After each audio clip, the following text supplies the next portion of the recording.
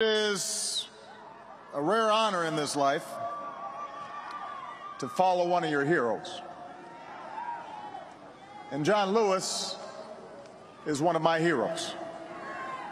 As John noted, there are places and moments in America where this nation's destiny has been decided. Many are sites of war: Concord and Lexington, Appomattox, Gettysburg.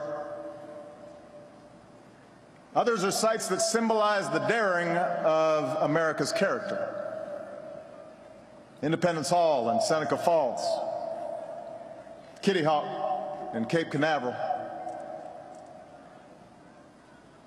Selma is such a place. In one afternoon 50 years ago, so much of our turbulent history, the stain of slavery and anguish of civil war, the yoke of segregation and tyranny of Jim Crow, the death of 4 little girls in Birmingham, and the dream of a Baptist preacher, all that history met on this bridge. It was not a clash of armies, but a clash of wills. A contest to determine the true meaning of America.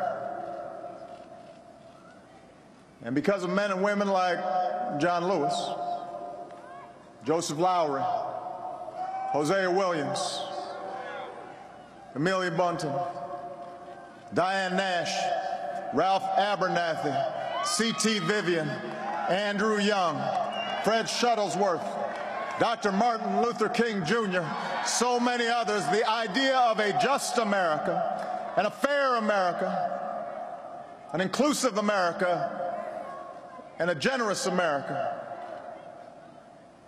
that idea ultimately triumphed. Because of campaigns like this, the Voting Rights Act was passed.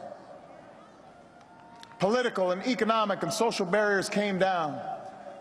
And the change these men and women wrought is visible here today in the presence of African Americans who run boardrooms, who sit on the bench, who serve in elected office from small towns to big cities, from the Congressional Black Caucus all the way to the Oval Office. Because of what they did. The doors of opportunity swung open not just for black folks, but for every American. Women marched through those doors. Latinos marched through those doors. Asian Americans, gay Americans, Americans with disabilities, they all came through those doors.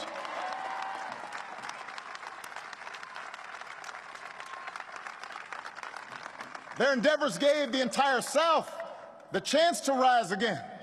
Not by reasserting the past, but by transcending the past. What a glorious thing, Dr. King might say. And what a solemn debt we owe. Which leads us to ask, just how might we repay that debt? First and foremost, we have to recognize that one day's commemoration, no matter how special, is not enough. If Selma taught us anything, it's that our work is never done. The American experiment in self-government gives work and purpose to each generation. Selma teaches us as well that action requires that we shed our cynicism. For when it comes to the pursuit of justice, we can afford neither complacency nor despair. You know, just this week I was asked whether I thought the Department of Justice's Ferguson report shows that, with respect to race, little has changed in this country. And I understood the question. The report's narrative was sadly familiar. It evoked the kind of abuse and disregard for citizens that spawned the civil rights movement. But I rejected the notion that nothing's changed. What happened in Ferguson may not be unique, but it's no longer endemic. It's no longer sanctioned by law or by custom. And before the civil rights movement, it most surely was. We do a disservice to the cause of justice by intimating that bias and discrimination are immutable, that racial division is inherent in America.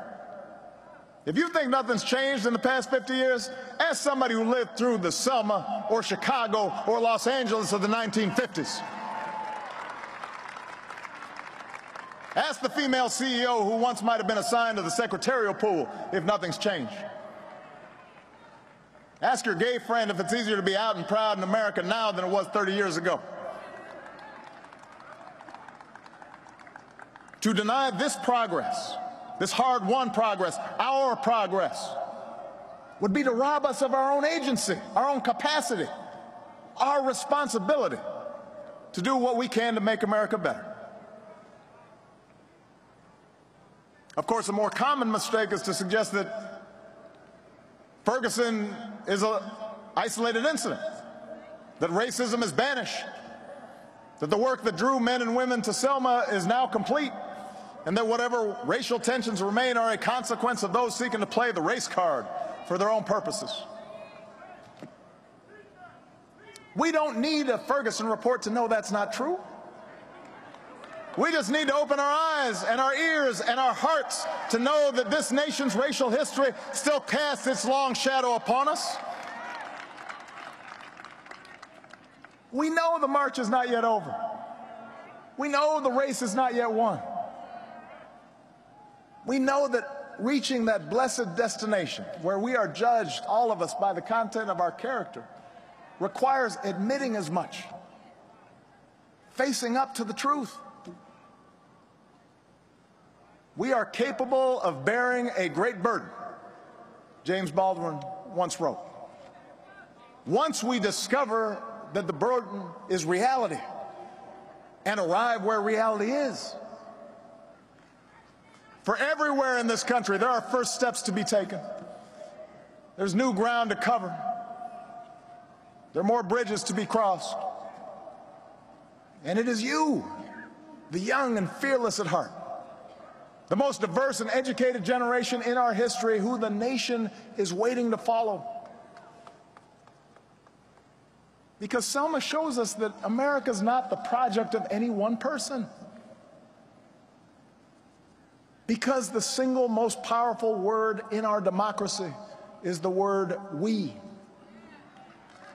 We the people.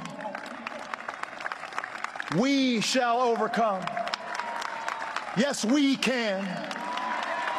That word is owned by no one. It belongs to everyone. Oh, what a glorious task we are given to continually try to improve this great nation of ours. 50 years from Bloody Sunday. Our march is not yet finished, but we're getting closer. 239 years after this nation's founding, our union is not yet perfect, but we are getting closer. Our job's easier because somebody already got us through that first mile. Somebody already got us over that bridge. When it feels the road's too hard, when the torch we've been passed feels too heavy, we will remember these early travelers and draw strength from their example and hold firmly to the words of the prophet Isaiah. Those who hope in the Lord will renew their strength. They will soar on the wings like eagles. They will run and not grow weary. They will walk and not be faint. We honor those who walked so we could run. We must run so our children soar. And we will not grow weary, for we believe in the power of an awesome God, and we believe in this country's sacred promise. May He bless those warriors of justice no longer with us, and bless the United States of America. Thank you, everybody. After President Obama spoke, he walked across the Edmund Pettus Bridge along with Michelle and their daughters, Congressmember Lewis, former President George and Laura Bush, and a few dozen others.